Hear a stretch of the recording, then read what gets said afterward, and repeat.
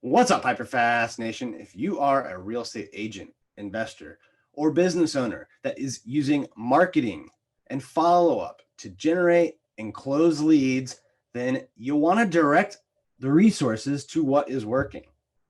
On this episode of the show, I sat down with Chris Mercer. He is the co-founder of measurementmarketing.io. He's a marketing genius, started off in WordPress, then moved on to Google Analytics, and now helps people measure what is working and what is not so that they know where to direct their resources. Welcome to the show, Chris Mercer.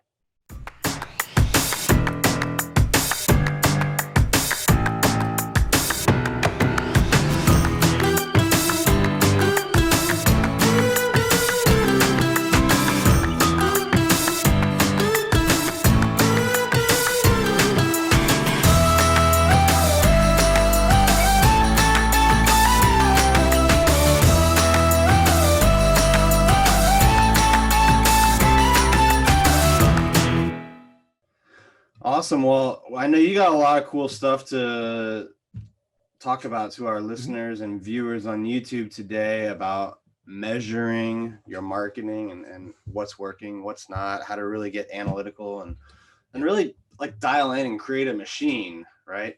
Where you can kind of change the inputs and know what kind of outputs to expect. But before we dive into that, why don't you give folks a little bit of your bio and background? Yeah, sure. So, obviously, like we mentioned earlier, my name's Chris Mercer. But we started actually teaching people how to do WordPress sites. Many real estate agents are probably using WordPress, right? So we created a WordPress site to teach people how to do WordPress. That led us into building WordPress sites. And we wanted to then optimize the WordPress sites that we were building. So in order to optimize stuff, you got to measure stuff. And that's where we started setting up Google Analytics. So we would deliver a website to a client and then walk them through like, and here's how you can tell where your leads are coming from, or here's how you can tell where those phone calls are coming from. Here's where you can tell where those booked appointments are coming from. And then all of a sudden, when we started doing that, we added that component. It's like the market changed overnight, and all the referrals, they weren't like, oh, hey, you created a WordPress site with my friend and I would like a WordPress site. They were, we already have a WordPress site. We just don't have any idea what's working or what's not. Could you maybe set up our analytics for us? And that's where we pivoted into just doing measurement and realized like that's where the opportunity was. And that's where the company that we now have, which is measurementmarketing.io, eventually was born. So you guys measure websites, funnels, like CRM, like anything, or? Yeah, it's a really good question because there's so many different components in the tech, right? So the way that we think about it is in the digital world, we're measuring for the conversation. And here's what I mean by that. So like if you and I were talking, and obviously this happens in real estate now that we're out of the world of COVID more and more, where we can actually meet face to face. We can go and you can tour. And as I'm walking through the home, you're going to point out certain features and you're going to encourage me to think certain things. And you're going to walk me through and you're going to qualify me or pre-qualify me. And I'm going through the stage of a conversation. As I'm responding to you, you're adjusting your messaging that you're going to respond back to me to keep the conversation going in ideally the way you want it to go, which is for me to eventually close, right? So that's the typical conversation that we were all used to in the offline world. And we do this very naturally, especially in any sort of sales role. But digitally, what happened was people started to broadcast out messaging without waiting for a listen back. So it's the equivalent of like if I walk into the home and you just start pitching me right away, hey, it's going to be this, it's going to be 250,000. Here's what your payment's going to be. You can sign on the dotted line. And I'm like, whoa. Like, I don't even know if I'm ready to buy a home, if I'm in the market now or in a year from now. Am I just looking for decoration ideas, right? Or am I looking because I want to buy something next week? And if you don't know any of that, you cannot effectively sell me the home. But digital marketers, what they've basically done, what we all did in the beginning, especially, is we created these sites, which were kind of glorified brochure sites in a lot of cases. They promote ourselves or what we do or what's different about us, but it's always kind of like shouting at the audience. And it never asks the audience, like, are you with me? Does that still make sense? Is this what you want, right? And so that's what measurement is all about. Measurement, when you get good at measuring that digital conversation, you can understand, oh, they're not in the market tomorrow. They're going to be in the market in a year from now. I can have a different conversation. Now I can go tell my CRM, put them in a nurture sequence to keep them up to date on the market prices and the going rates and when might be a good time to buy or invest in a property. There's a big difference between somebody who wants to live in the house and somebody that wants it as an investment property. If I know which one I'm talking to based upon the content that they're looking at on my website, I can have different conversations with them, right? And that's the idea, is making sure that when we build our websites, there's a specific purpose. Those websites are designed to have a specific conversation. And is the conversation that we think we're having with the user the conversation we're actually having? That's what measurement tells us. It's our way of listening. And then marketing is where we change it. We adjust the conversation, we change the headlines, we put a different copy, maybe we open up different sections. Like maybe we didn't have an investor section because we just didn't consider that. And now we're like, oh wait, people are not coming in for this. They want investor, or maybe they want, residential versus commercial, or whatever the thing is. We can actually measure for it and then adjust based on what the market is telling us that they want. And it makes it a whole lot easier to sell things and to move them through that customer journey or that sales funnel. What changes have you seen over the last, year, 10 years? Because starting off in WordPress, I feel like everyone was on a WordPress site. Now it's moving to funnels and social media and and how have you guys kind of pivoted with those changes to provide the metrics and measurements? Yeah, it's a good question, because with every additional piece of tech, what they call the tech stack, right, is the fancy term for it. So it's like, well, I've got maybe a main WordPress site. I have ClickFunnels that feeds into that. And then I've got social media that's feeding into my WordPress site and my ClickFunnels. And I'm trying to boost it on Google Ads remarketing campaign or something like that. And you got all these different things coming in from a million different directions. The idea is that if you add each individual piece, it does get a little more complicated to measure it, right? Because you're adding different components to the system. But the idea is that you can still measure everything, especially with a tool like Google Analytics. You have to use a platform that's kind of agnostic. Like ClickFunnels is a great platform, but it measures what ClickFunnels has. It won't measure your WordPress site because it has no idea what's going on there, right? So what you do is you have a platform that sort of lays over top of it, which is what Google Analytics does. And it's agnostic. It doesn't care if you're using WordPress or a Shopify store or ClickFunnels. Just make sure the code's on the pages. Analytics collects everything. And then you can start to answer questions like, let's say you have an email sequence, a nurture sequence, right? And you get a lead and you're putting them in this nurture sequence. And you want to know, does the nurture sequence eventually cause them to set an appointment with me? Right? Meaning they come to the site and they fill out like your Calendly form, whatever the thing is you're using to get an appointment booked. Google Analytics can tell you that. It can tell you down to the specific email of which caused them to actually do this, right? So the messaging and everything else. It requires just a little bit of setup, but that's what's amazing about Google Analytics, is that it can tell you that story. It can say, you can basically go to Google Analytics and say, listen, email number 4 in my nurture sequence was the closer. That was the one that was supposed to get them to book an email. Can you tell me, out of every 100 people that came from that email to the page to book, how many of them booked? And was it at least 25% of them that booked?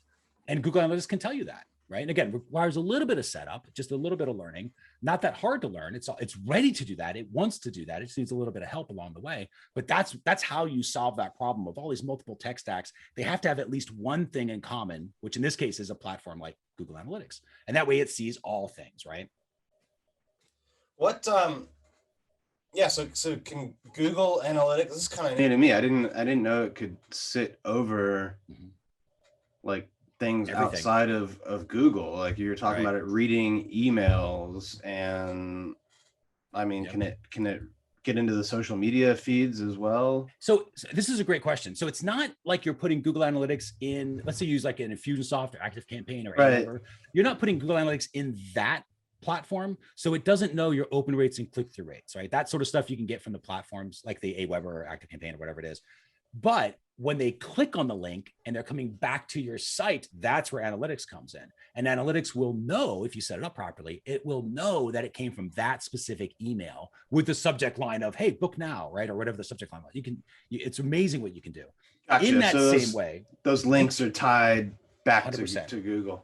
100%. And then in that way, it's the same thing with social media. So you're not putting Google Analytics on Facebook because Facebook doesn't like Google. But the links, when they click on a certain link, let's say you have a group, like an investor group on Facebook, and you share a link on the investor group. Hey, we're doing a new webinar about the latest investments in this zip code or whatever. And they click on the link and they come over to your webinar to register. That's where Google Analytics kicks in and says, okay, well, I know they came from Facebook. I know they came from the group that was being managed. And I know that it wasn't a boosted post. And the reason it would know that is because you told it all those details. Again, that's where the setup comes in. And for anybody wondering, like, how do you do this? It's something called UTMs. If you just Google UTM and Google Analytics, you'll see a million videos of how to use them and everything else. But all they are is they identify where the traffic is coming from to the site. And then it's just a matter of what happened from that traffic. Like, what was it designed to do? Like what we say the who, what, and why. Like, who sent me traffic? What type of traffic was it? And why was it coming there in the first place, right? So for example, if there was traffic coming to register for a webinar, that's what Google Analytics can tell you. Here's the traffic that was designed that came here to register for a webinar. And then you can tell the Google Analytics, okay, did they? Right? And analytics will say, well, 35% of them did.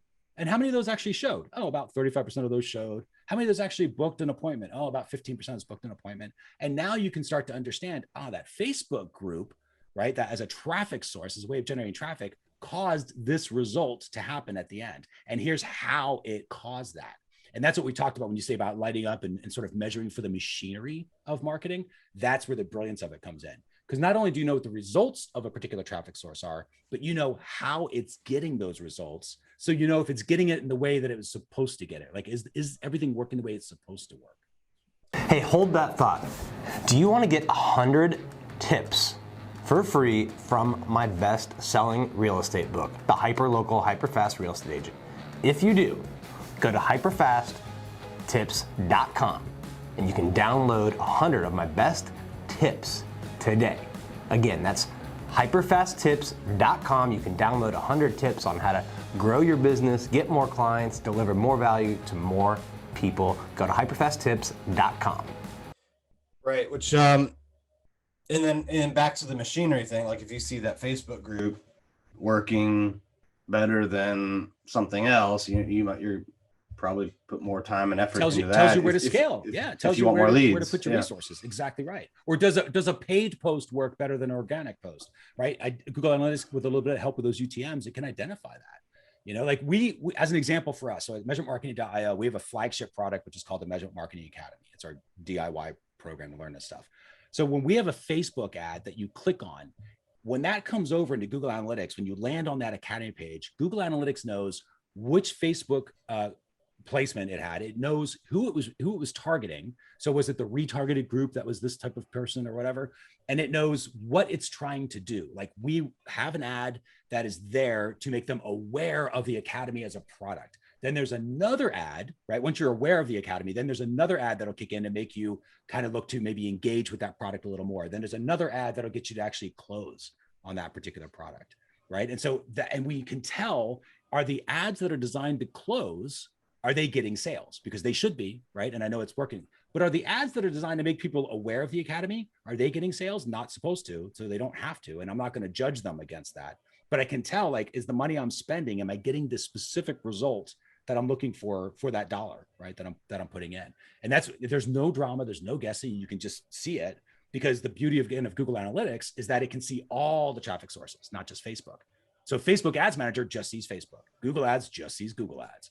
But Google Analytics sees everybody, including emails, including a podcast like this. I can tell if this podcast is creating leads for us and what happens with those leads because of the way that I'm measuring the results of guest podcasts. It's part of the reason we do podcasts, because it's a really good channel for us. What kind of changes have you seen over the last like 18 months or so? A lot. between like what works to build awareness, what works to close leads for real estate agents. Yeah. So there's a big push. The biggest push is diving more into the customer journey and not focusing on end result as much, but focusing on the journey steps, the sales journey, right? So if you think about a sales funnel, if you're like a shoe store, I was going to buy shoes. Yes, I get that the credit card, right, or the closing, whatever it is, like that main thing you're trying to get, that is the most important sale, right? Because without the credit card, it doesn't matter. But there's a lot of other sales that happen along the way. First, I have to be aware of the fact there is a shoe store. Then I have to walk through the door. Then I've got to browse. Then I've got to make sure that they have my shoes. Then I got to, all these other things along the way. So in the process of measurement, you can measure for not only the end result, but the how steps as well. And that's what's been the biggest shift, is there's a better understanding now, because people are getting used to these tools, right? There's a lot of people starting to use them and really dig into them and say, okay, well, now I can light up. Instead of like wandering around in a dark cave trying to figure out what's working and what's not, you're in this valley of visibility where you can look around your marketing and say, okay, Facebook is the best platform for me to get awareness, but it's crap when it comes to new leads. It's not good for leads, but it's great for awareness. When they're aware, I retarget them with Google ads, which is amazing at getting them to become a lead. And then email kicks in and gets that lead to actually schedule the appointment after they've jumped on a call with me or something like that. And it's like, and you start to see this process of how all the traffic sources work together to move the customer from, I have no idea who you are type of prospect to we're doing business together customer.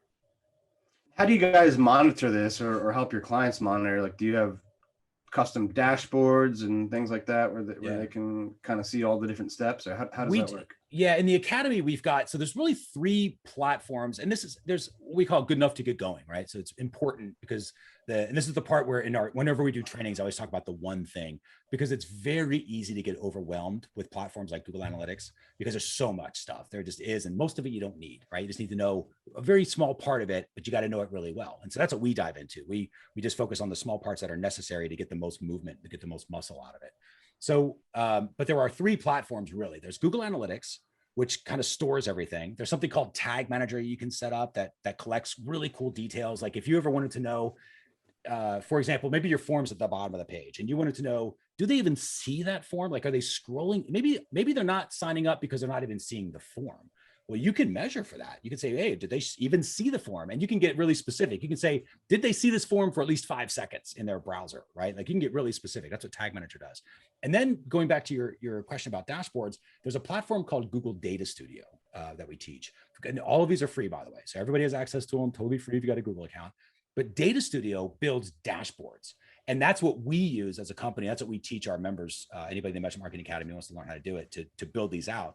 But instead of like a row of numbers and data tables and stuff that kind of makes you want to shoot yourself in the head sometimes, it's just a picture. It's a flow chart where it's like, here's how many people were in step 1. Here's how many people made it to step 2. Here's how many people made it to step 3. And you can see exactly, is this thing working like it's supposed to? Break it down by traffic source, break it down by device type, whatever else you wanted to know. But the important part is not necessarily the tools. Those are important to be aware of. It's kind of like what you mentioned earlier, like, why didn't you know you could do that? It's like, you have to be aware that the tool can do the thing, but then it's a matter of figuring out how to do it and how to use the tool. So we have what we call the measurement marketing framework. So that's really 3 steps. And anybody, even if you don't use Google Analytics, you can still follow this framework and get some use out of it.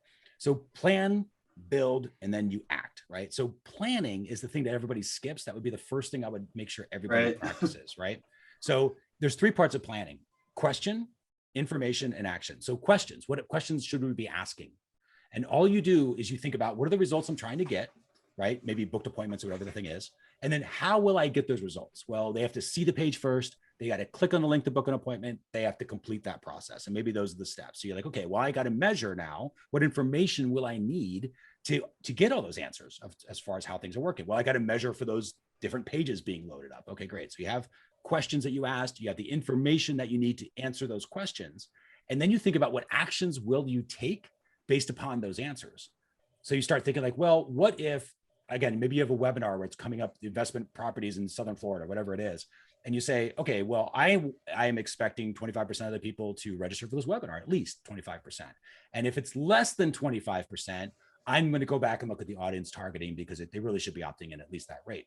If it's more than, let's say, 45%, or just, I mean, it could be the landing page as 100%. well, right? So, well, yeah. So yes, but it could be. So what's happening is it could be an extra, right? But the idea is you think about the action, not every possible action, because that's where overwhelm kicks in. Because then it's like, there's so much stuff, I have no idea where to start. So you think like, okay, well, maybe it's the ad targeting, but you're right. It could be an above the fold expectation mismatch, right? And this is where you get this good, it's important to get good enough to get going and get visibility into where you currently are. And then you level it up. And I'll give you an example of that in a second. So the idea is like, okay, well, if the webinar is performing, the registration is performing poorly, maybe it's the targeting is off or something like that. So we're going to look at that. If it's performing too well, because there is such a thing as too good of a conversion rate, it's maybe because the audience is too tightly narrowed. It's the exact right people, and I need to expand it out, and I can scale it out a little more. Maybe I've got some room there, right? Just as an example. So you get your plans in place, and don't worry about the perfect plan, especially in the beginning, because that's what people do. They worry about the perfect plan, and they spend a bunch of time planning. They get caught up in planning. Then they finally realize they're not getting anything done, and like, planning's stupid. It's just a waste of time, and I'm going to stop. and they jump into numbers again, and they just start splashing around, and they don't make any progress anyway. So plan good enough to get going. And those other questions like, well, maybe it's this, or maybe it's that, maybe it's that, maybe it could be, but first things first, right? Get answers to your first level of questions. Then you move into the build. And in the build is where you would use a tool. I would recommend Google Analytics, but you use a tool that tells you where the traffic's coming from, what the results of that traffic is, and then it structures it together to connect the dots between the two. And then you act. The act is the part where you're reading the reports, which are typically dashboards, right? Where you'd say, oh, here's what the Facebook did with this particular, maybe this audience coming in for this webinar. Here's what this other audience did for this webinar. Here's what this other audience did for this webinar. And you can compare what the different audiences was, right? Then you start to forecast. And this is the other thing that people skip. They don't say, here's what should happen next week with $1,000 I'm about to spend. Instead, they say, what happened to $1,000 I spent last week? which is good. I mean, that's a place to start. But what's more important is you should be marketing forward, not looking in the rearview mirror when you drive. You look through the windshield, right? So same thing with marketing. So you start to say, okay, here's what should happen with my $1,000. I'm going to get 100,000 impressions. I'm going to get 10% or a percent of those. 1% are going to click through. Of those, 25 to 35% opt in for the webinar. Of those, a third show. Of those, 10% book, or whatever the thing is, right? And now you measure against your forecasts. That's what tells you your optimization. Right. And that's the final step is to optimize. And that's what tells you, but you're going to know what's working and what's not, because you're going to see in the number where the issue is. So now let's go back to where you're saying, well, hey, well, maybe it was the ad or maybe it was the landing page. We can tell, because if it was the ad coming in and the click-through rates weren't all that great, maybe it's the ad, right? Because they weren't even coming over to the page.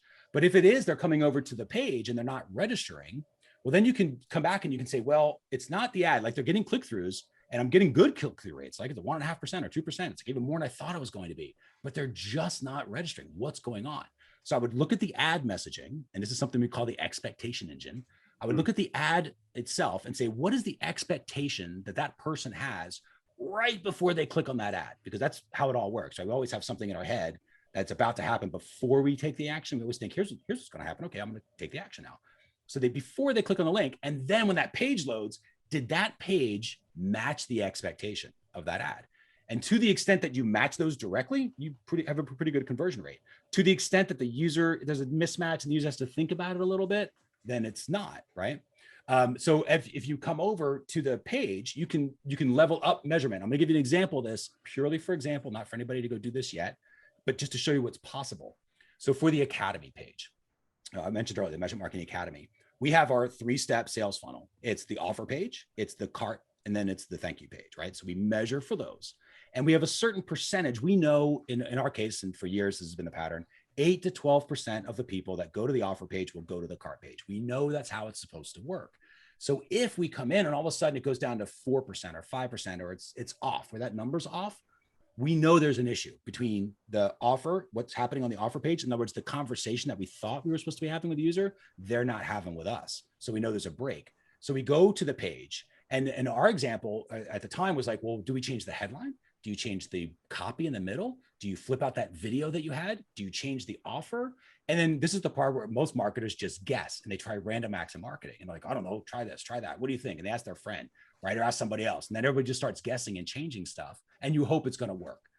But in reality, what you should be doing is listening for the conversation. Ask your market, they will tell you. So what we did is we set up a whole other level of like a drill down measurement. So on that page itself, we measure when the page loads. We measure if they are still there 10 seconds later. Think about it like a sales funnel. If 10 seconds later, they're still there. Did they show interest in the message? So that we measure that by, did they scroll down halfway and were they there at least 45 seconds? Then we measure, did they investigate the offer, which is when the pricing table comes up? Did they watch that? Did they see that part for at least 5 seconds? Because it's going to take a little bit of time for them to go through it and think about what option they want. So did they investigate the offer? And then did they initiate the click to go to the cart? So now you've got this other funnel, very literal funnel of how that page is supposed to work. So we can go to the Academy page and say, listen, the Academy is not sending enough people to the cart. Why? Think about like the Academy page as a separate salesperson. And I can go to that salesperson and be like, why aren't you sending people to the back office? What's going on? And I can measure for it. And then the salesperson would say, listen, they're not even sticking around more than 10 seconds. That's where I know there's a definite expectation mismatch between the traffic coming in and then bouncing within 10 seconds, because that's a problem. But if they say, hey, they're looking at the offer, they're just not clicking, that's how I know change the offer, right? Hey, hold that thought for a minute. Are you a real estate agent in the DMV area or thinking about becoming a real estate agent in the DMV area? Why not join the highest selling team in the DMV? The Carrie Scholl team is hiring more agents. We have the best training systems, the best culture, and the best environment to get you to the next level, whether that's starting out and getting to 6 figures or getting from 6 figures to 250 or to $500,000 or even beyond. Go to CarrieSchollCareers.com. Again, that's CarrieSchollCareers.com. What do you think most real estate agents need help with the most throughout this entire process? Traffic and results. Traffic and results.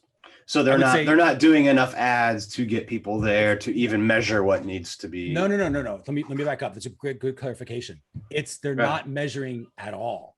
Okay. Typically. They're not using UTMs, number one. So again, anybody can Google UTM, Google Analytics, you see a million videos that talk about them. But they're not using UTMs to identify the traffic coming in. And if they are, they're not searching for the levels of results, something we call the ACE goal model. But you have to measure for when somebody is aware of the customer journey, right? Sales funnel, whatever it is. They have to be aware of the sales funnel first. They have to then complete the sales funnel. And you measure for those 2 different stages. And then they have to engage with that funnel, right? So you measure for all 3 of those stages. That's what the ACE model is: awareness, completion, and then engagement.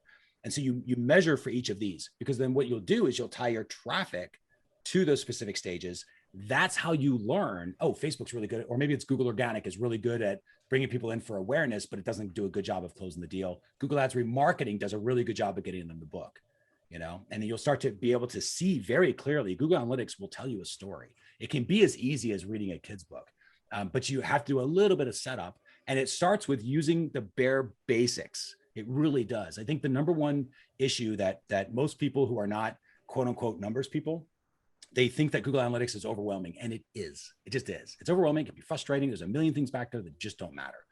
But there is one report called the Source Medium Report that in one place, it tells you what the traffic sources are, how much of those traffic sources are you getting, right? How many people are coming from those traffic sources? How engaged are they? And then what are the results that you're getting?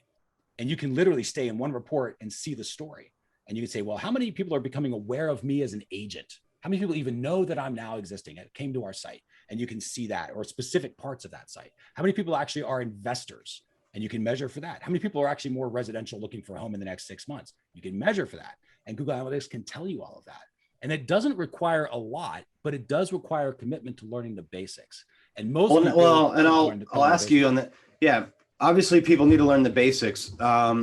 Should they get to the point where they're able to build this out and execute, or would most agents be better off hiring someone to do that so that they can focus on, sales, recruiting? Yeah, it depends on the level. Cause I'm with you. I'm a huge believer in do the thing that makes you the money, right? So spending all day in Google Analytics doesn't make most people the money. So typically they might hire a vendor to do something like that. You can find people on Upwork to set up Google Analytics. Right? It won't necessarily be the measurement marketing stuff, but at least the basics of Google Analytics. And that's where I would start, is just learning the basics. Don't worry about the super advanced stuff. Know that stuff might be possible. And if your model is a lot of digital interaction, then you will need to get better at measurement, because you have to listen to the conversation. A good salesperson is never going to ignore the customer. A good website should also never ignore the customer, right? So it has to listen for the conversation. But that's only if you're really based on digital. If you have a pretty simple site where it's like, hey, learn about us. Here's the reasons why you want me to invest. Go to the blog and learn about us, and then maybe book a call. And it's pretty contained. You don't need a lot, but you do need something. You need some sort of visibility, and to make sure that you're using that, even if it's not you going into Google Analytics, but you having somebody created a dashboard for you. Again, Google, Upwork, any of these other places can help you with that sort of stuff. And it keeps it very, very inexpensive when you do that. And so you at least have some idea of what's working or what's not. But don't just sit back and say, well, I'm just a hustler and I'm just going to make 1 million calls. That's great. But what if you realize of the calls you made, a certain zip code was the best one to dial into? Well, if you knew that, you would spend more time finding leads in that zip code, right? And it's the same thing when it comes to digital marketing. Well, and I would also tell those agents out there that while trading your time for money can be very effective when you're starting out, I think eventually everyone's goal should be to learn the stuff we're talking about today, where, you know, if you put $1 in, you're going to get $3 out, and you can really scale it and avoid this, this trap of just doing these prospecting techniques, which still work and work very well. Yeah. But I don't think that's, you know, something you want to do for 20, 30 years. Like I think you want to have, yeah. It's exhausting. Exactly right. And you're right, because the efficiencies is what's important, you know, and I agree with you in the beginning, like that's what it is. You hustle, but very quickly you want to try to build an organization. And as you go up in the organization, you replace resources of stuff you used to do. And that's a really great example. So, you know, at the end of the day, if people implement what you're saying, you truly can build a machine where, you know, if you put this many dollars in, you're going to get this many leads, this many appointments. And if you know what your average commission is per appointment, exactly. Now you know your revenues. Yeah, that's it. That's exactly right. And it can be automated. That's the kind of the beauty of it. And because you're measuring for this and you're constantly monitoring it. Because remember, markets change, right? Things change. Obviously, we're in a bull market in a lot of areas in the US right now with what happened with COVID. And that's not going to last forever. The market's going to change and cycles will adjust. But when you're measuring all the time, you can almost see that coming. And so now, not only do you know if things are working or not working, when they stop to not work, you're going to be one of the first people. And the reason you're going to be one of the first people that knows that is because nobody else is looking at it. So right. You just saw it. You just saw the obvious thing because you knew to look. Nobody else does. So meanwhile, you can start to pivot a little bit, start to adjust your messaging a little bit, you know, to prepare for the oncoming thing, because you see the market very clearly taking different actions, whereas competitors don't because they're too busy hustling. Well, before we wrap up, I always do a HyperFast round if you're ready for some rapid fire questions and answers. All right. What's your biggest piece of advice to a new real estate agent? The biggest piece of advice I would say to somebody who's really new to the industry is get through your first 100. I used to do a lot of sales training as a sales manager. And that was the first advice I give to everybody is get through the first 100. If you accidentally sell something, who cares? It's get through the first 100. Get your pitch down. You know, because the idea was, especially if you're like setting up, trying to get appointments on the phone or something, it was like, get used to the script, worry about that stuff, get it down. And if somebody accidentally gets the appointment, then great. And what would happen is the salesperson would relax. They would relax, be like, hey, this is just practice. And it really is. By the time you do 100 of them, you're really good at it. You've heard a lot of things. You've got muscle. Then you can start judging yourself against results. But what normally happens is chances are within those 100, you do end up getting a result. You know, and you go, oh, okay, I start to see how this works, but you haven't put yourself under pressure because a lot of people put themselves under too much pressure. So get through the first 100. What's the biggest mistake you see successful, established real estate agents make? Complacency, assuming that things are going to continue as they are because that's what they were, 100%. And they take their eye off the ball. What brought them to success, they just assumed is what it will always be. And they don't look out for that black swan. In the trading world, the world of stock trading is a really great book called The Black Swan, which is about like, you know, occasionally in nature, there's a mutant swan that is a black swan, right? And it's not that it's incredibly rare, but it's absolutely certain that it will happen. And so you want to build your company to be aware of the black swan. So that just means being on the lookout for the thing that's not obvious and preparing for that. So have reserves in the bank, right? So you can go look at what happened with COVID. Holy cow, how many people were taken a complete shock by that? But if you had reserves to be able to help support your team and yourself, your company made it through okay. A lot of them didn't and got maybe bought out or had to work for someplace else, which is understandable. But those are lessons learned. But that's because you always want to try to prepare for what's ahead and not get complacent. Just because it worked yesterday doesn't mean it's going to work tomorrow. What do you think is something that, you know, maybe some people are doing now, but not a lot, but in a year or 2 years from now, like everyone will be doing it? Something that a lot of people are starting to do now. This is going to be not a lot of people are doing. Not a lot of people are doing now. But within a year or two, you know, a lot of people will be doing it. You'll definitely see more people measuring. It's a little self-serving for sure for me to say that, sure. But I'm very much in that market. And so I see that a lot where this measurement is starting to come. It used to be that measurement was an afterthought where it was literally like, hey, we just spent, $1,000 on Facebook. What happened to that? And everyone's like, I don't know, because they weren't measuring for it, right? It's like whatever Facebook ads manager, how many times have you done this? You look in Facebook ads manager and it says, oh, you got 1,000 leads. You're like, no, I didn't. The phone rang twice. Like, come on, Facebook, what's up? And there's always this mismatch, but you have no idea. So you stop trusting it, right? Because you're not really measuring it. But if you bring measurement more of a priority in the organization, that becomes kind of like this oracle that tells you how things are working or how they're supposed to work. And then you, to your point, you have a better understanding of the machinery. And that is definitely a trend we are seeing with very large organizations down to individual people with individual, freelance style one-off offices. They are all starting to become aware that measurement is something they have to understand because of that conversation focus, understanding what the user's saying. What's been the biggest business challenge you've had and how did you overcome it?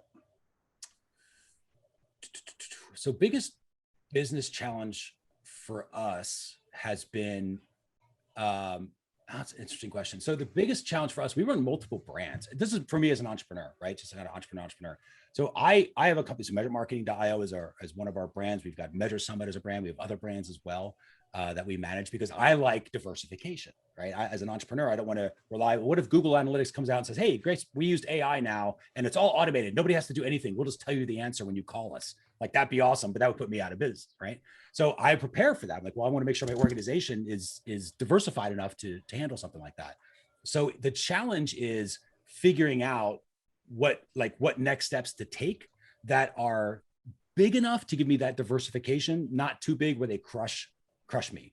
So as an example, in my early 20s, I had, and this is where it went wrong, where I had a entertainment guide I was doing on a weekly basis, had to build up this company with this team, with this entertainment guide I was doing weekly. It was amazing.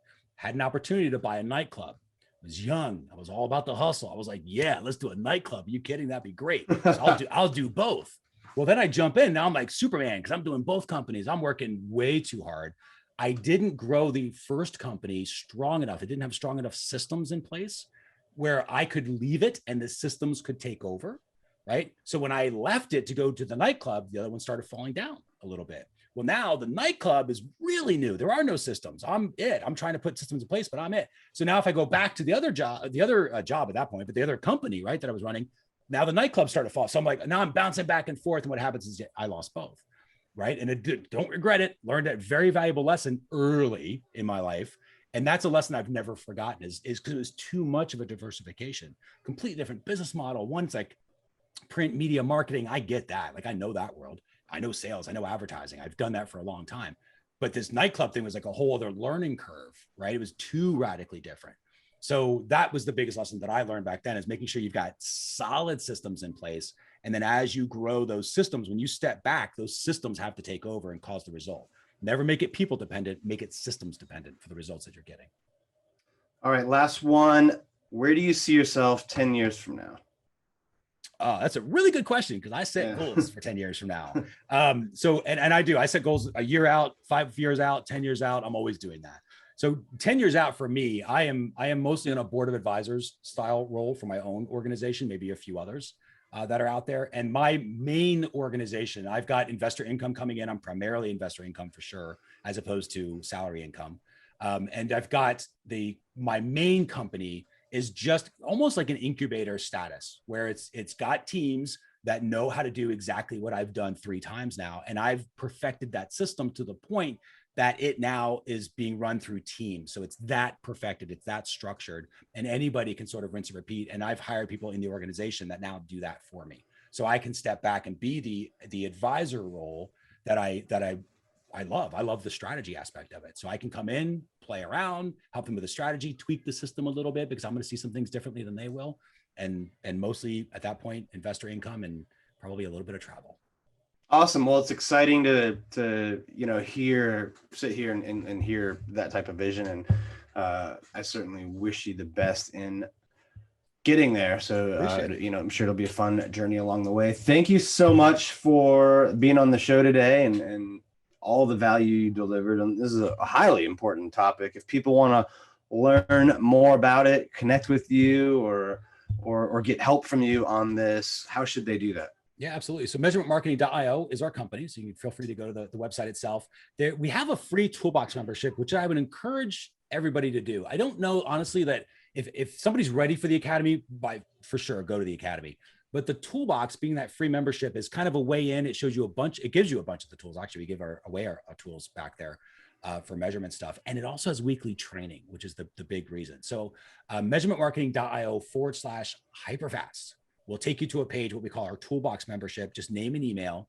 and it'll create a login for you. Then you can get back there. And when it does that, it'll send you an email from me and you can reply back if you have any questions for sure. So measuremarketing.io/hyperfast. Awesome. And we'll make sure to put that in the notes. And that weekly training, I'm sure is super critical, because the strategies are probably fairly consistent, but the techniques and what the algorithm's doing and all that's always changing. So 100% correct. Yep. It's good to get that continual feedback and learning and training from someone who's, this is what they do. Like they're in it every day. Exactly. Well, thank you so much for being on the show today. I had a blast. I know our listeners got a ton of value out of it. If you are listening or watching this and got some value, and you should have, please share this with someone that you think could benefit, and we'll see you next time. Thank you. All righty. Thank you for tuning in to this episode of the HyperFast Show. Subscribe to us if you want to make sure you get the latest and greatest HyperFast shows. And remember, we love reviews. Reviews help us bring better and better guests and improve our shows. So give us the good, the bad, and the ugly. We hope you enjoyed the show, and we will see you next time.